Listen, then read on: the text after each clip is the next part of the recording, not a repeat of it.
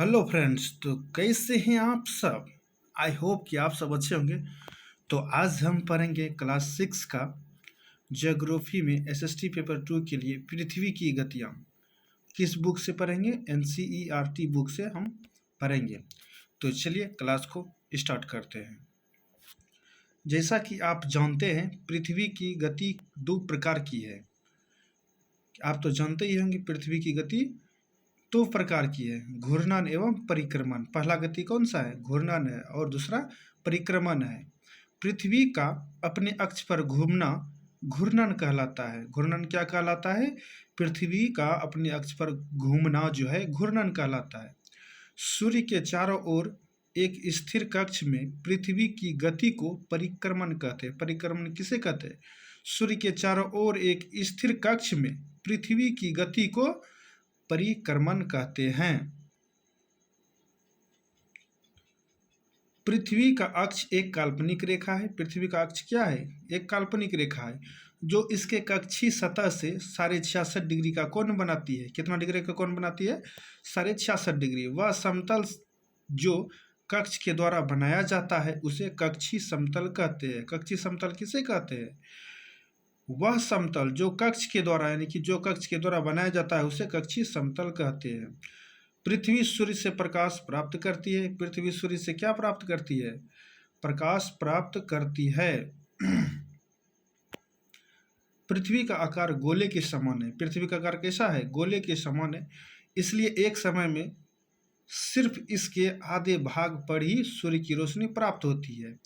इसलिए जो है वन टाइम ही सूर्य की रोशनी इसको प्राप्त होती है। सूर्य की ओर वाले भाग में दिन होता है, जबकि दूसरा भाग जो सूर्य से दूर होता है वहाँ रात होती है। सूर्य की ओर वाले भाग में क्या होता है? दिन होता है, और जो सूर्य से दूर होता है वहाँ रात होता है। ग्लोब पर वह वृत्त जो दिन तथा रात को विभाजित करता है उसे प्रदीप्त वृत्त कहते हैं। उस वृत्त को क्या कहते हैं? प्रदीप्त वृत्त कहते हैं। जो दिन और रात को विभाजित करता है उस वृत्त को प्रदीप्त वृत्त कहते हैं।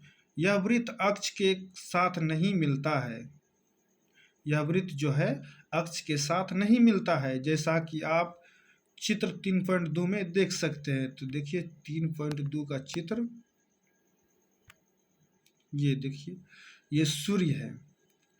सूर्य का देखिए प्रकाश जो है इसी पर पड़ेगा, इसके ऊपर पड़ेगा, इसके ऊपर पड़ेगा, इसके ऊपर, तो यहीं पर ना दिन होगा और इधर रात होगा। इस टाइम रात होगा। और ये जो वृत्त कहलाता है, वृत्त, ये वृत्त जो है प्रदीप्त वृत्त कहलाएगा। कोई क्या कहलाएगा? प्रदीप्त वृत्त कहलाएगा।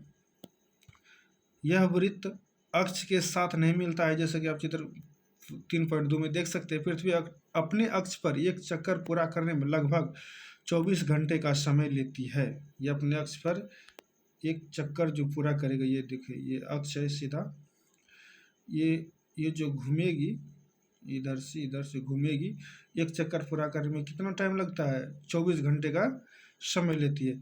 घूर्णन के समय काल को पृथ्वी दिन कहा जाता है। घूर्णन के समय काल को क्या कहा जाता है? पृथ्वी दिन कहा जाता है।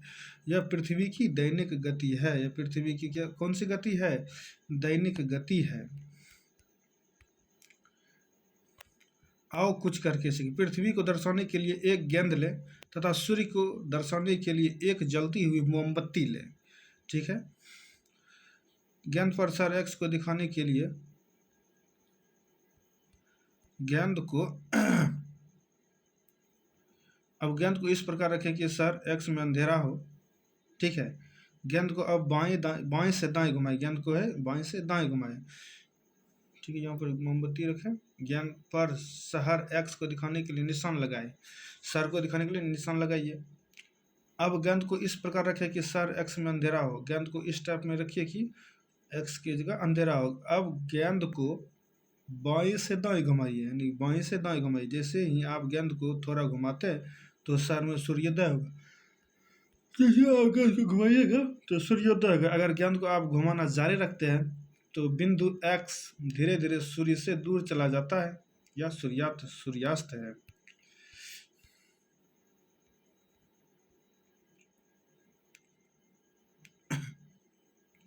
देखिए, अगर पृथ्वी घूरना नहीं करे तो क्या होगा? नहीं करे तो क्या होगा? दिन होगा तो दिन ही होता रहेगा, अगर स्थिर रहेगा तो, अगर रात है तो रात ही होगा, सूर्यास्त नहीं होगा। सूर्य के तरफ वाले पृथ्वी के भाग में हमेशा दिन होगा, जिसके कारण उस भाग में गर्मी लगातार पड़ेगी। दूसरे भाग में हमेशा अंधेरा रहेगा एवं पूरे समय ठंड पड़ेगी। इस तरह की अवस्था में जीवन संभव नहीं हो पाएगा। ठीक है, इस तरह जो है अवस्था में जीवन जो है संभव नहीं हो पाएगा। पृथ्वी की दूसरी गति जो सूर्य के चारों ओर कक्ष में होती है उसे परिक्रमण कहा जाता है। पृथ्वी की दूसरी गति जो सूर्य के चारों ओर कक्ष में होती है उसे परिक्रमण कहा जाता है। पृथ्वी एक वर्ष या 365 पूर्णांक 1/4 यानी कि दिन में सूर्य का एक चक्कर लगाती है। यानी सूर्य का चक्कर पृथ्वी जो है एक वर्ष या 365.1/4 दिन में सूर्य का एक चक्कर लगाती है। हम लोग एक वर्ष 365 दिन का मानते हैं तथा सुविधा के लिए 6 घंटे को इसमें नहीं जोड़ते हैं, यानी 1/4 जो हुआ 6 घंटा को इसमें हम नहीं जोड़ते हैं। क्या आप जानते हैं प्राचीन भारतीय खगोल शास्त्री आर्यभट्ट ने बताया था कि पृथ्वी गोल है और अपने अक्ष पर घूर्णन करती है। पृथ्वी क्या है? गोल है और अपने अक्ष पर क्या करती है? घूर्णन करती है। ये देखिए पृथ्वी का परिक्रमण एवं ऋतुएं, देखिए ये ऐसे घूमती है, ये देखिए ऐसे घूमती है पृथ्वी, ग्रह सब ऐसे घूमते हैं। ये सूर्य है, ये विषुव है। दक्षिणी गोलार्ध में ग्रीष्म ऋतु आएगा, शरद ऋतु आएगा। 21 मार्च में विषुव पर आएगा उत्तर ध्रुव और दक्षिणी ध्रुव, ये देखिए। और उत्तरी गोलार्ध में ग्रीष्म ऋतु, यानी 21 जून में क्या होगा? ग्रीष्म ऋतु आ जाएगा उत्तरायण, और दक्षिणी गोलार्ध में शीत ऋतु। शरद ऋतु ऊपर जाएगा, विषुव 23 सितंबर को, वसंत ऋतु 23 सितंबर।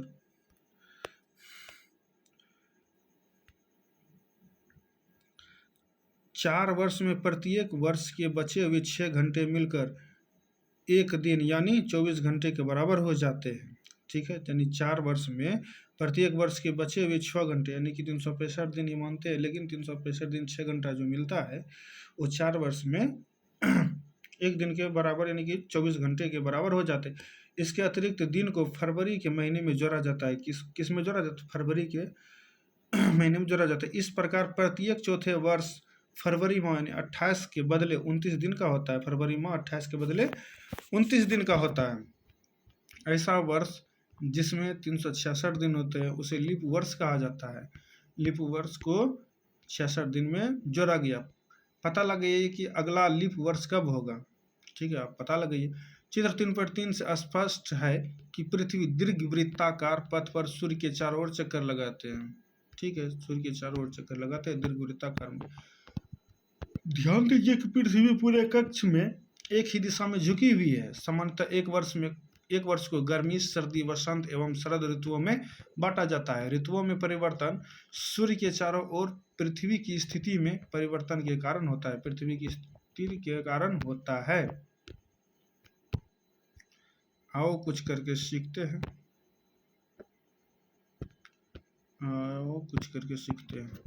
क्या आप जानते हैं कि एक दीर्घवृत्त कैसे बनाया जाता है? एक पेंसिल, 2 पेने तथा एक धागे का छल्ला लीजिए। अब इन पिनों को एक कागज पर स्थिर कर दें जैसा कि चित्र में दिखाया गया है। अब इन दोनों पिनों को घेरते हुए धागे के छल्ले को कागज पर रखें। अब पेंसिल को धागे से कसकर तानते हुए पेंसिल को धागे के साथ घुमाते जाइए। अब जो आकृति कागज पर बनेगी वह दीर्घवृत्त है। दीर्घवृत्त बनाइए। एक देखिए यहाँ पे डालिए धागा और यहाँ पे पेन लगाइए।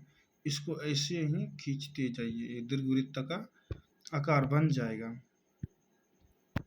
चित्र 3.3 में आप देखेंगे कि 21 जून को उत्तरी गोलार्ध यानी कि सूर्य की तरफ झुका हुआ है। ठीक है, सूर्य की किरणें कर्क रेखा पर सीधी पड़ती है। सूर्य की किरणें जो है कर्क रेखा पर सीधी पड़ती है। ये देखिए 21 जून कहाँ है, 21 जून, हाँ ये देखिए सूर्य की किरणें कर्क रेखा पर पड़ती है।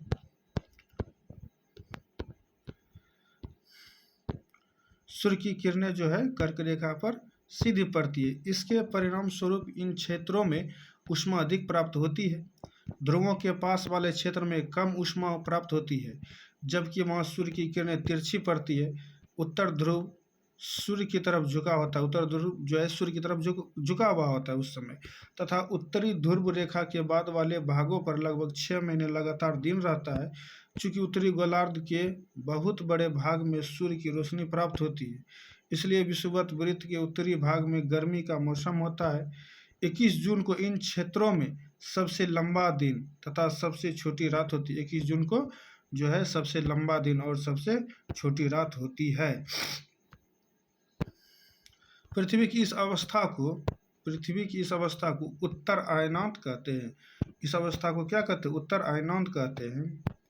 22 दिसंबर को दक्षिणी ध्रुव के सूर्य की ओर झुके होने के कारण मकर रेखा पर सूर्य की किरणें सीधी पड़ती है। 22 दिसंबर को जो है दक्षिणी ध्रुव के सूर्य की ओर झुके होने के कारण मकर रेखा पर सूर्य की किरणें सीधे पड़ती है। चूंकि सूर्य की किरणें मकर रेखा पर लंबवत पड़ती है, इसलिए दक्षिणी गोलार्ध के बहुत बड़े भाग में प्रकाश प्राप्त होता है।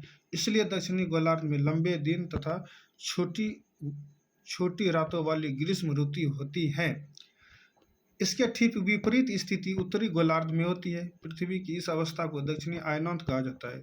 इस अवस्था को क्या कहा जाता है? दक्षिणी अयनांत कहा जाता है। क्या आप जानते हैं कि ऑस्ट्रेलिया में ग्रीष्म ऋतु में क्रिसमस का पर्व मनाया जाता है? हाँ, मनाया जाता है। 21 मार्च एवं 23 सितंबर को सूर्य की किरणें विषुवत वृत्त पर सीधी पड़ती है। 21 मार्च और 23 सितंबर को सूर्य की किरणें किस रेखा पर पड़ती है? विषुवत वृत्त पर सीधी पड़ती। इस अवस्था में कोई भी ध्रुव सूर्य की ओर झुकी नहीं होती है, सूर्य की ओर नहीं झुका होता है। इसलिए पूरी पृथ्वी पर रात एवं दिन बराबर होता है, रात और दिन बराबर होता है 21 मार्च एवं 23 सितंबर को। इसे विषुव कहा जाता है। इसे क्या कहा जाता है? विषुव कहा जाता है। 23 सितंबर को उत्तरी गोलार्ध में शरद ऋतु होती है। 23 सितंबर को उत्तरी गोलार्ध में शरद ऋतु होती है, यानी कि सर्दी वाली दिन होती है, जबकि दक्षिणी गोलार्ध में वसंत ऋतु होती है। दक्षिणी गोलार्ध में क्या होती है? वसंत ऋतु होती है। 21 मार्च को स्थिति के विपरीत होती है, जब उत्तरी गोलार्ध में वसंत ऋतु तथा दक्षिणी गोलार्ध में शरद ऋतु होती है, यानी 21 मार्च को विपरीत होती है, जबकि 23 सितंबर को सीधा होता है। इस प्रकार स्पष्ट है कि पृथ्वी के घूर्णन एवं परिक्रमण के कारण दिन एवं रात तथा ऋतुओं में परिवर्तन होता है। किसके कारण होता है? घूर्णन एवं परिक्रमण के कारण पृथ्वी पर दिन और रात होता है। आओ कुछ करके सीखें। एक ही दिशा में पृथ्वी के झुकाव को समझने के लिए मैदान के एक बहुत बड़ा दीर्घवृत्त बनाएं तथा छड़ी में लगा हुआ एक झंडा डाल लें। दीर्घवृत्त वाली रेखा पर कहीं भी खड़े हो जाइए। दीर्घवृत्त वाली रेखा पर कहीं भी खड़े हो जाइए। वहां से दूर स्थित किसी वृत्त के सबसे ऊपरी हिस्से को किसी बिंदु की ओर झंडे से दिखाएं। अब झंडे को उस प्रकार रखते हुए दीर्घवृत्त पर चली। इस प्रकार पृथ्वी का अक्ष हमेशा ही स्थिति में झुका हुआ रहता है। पृथ्वी के परिक्रमण तथा पृथ्वी के अक्ष निश्चित दिशा में झुके होने के कारण ऋतु परिवर्तन होता है। आपको ये पता चल जाएगा, झंडा के कारण पता चल जाएगा। पृथ्वी की गतियां,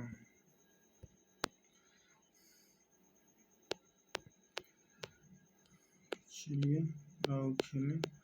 आप लोग खेलते रहिएगा। आने वाले क्लास में हम करेंगे मैराथन और उसमें खाली ऑब्जेक्टिव टाइप का होगा। तब तक के लिए जय हिंद, जय भारत।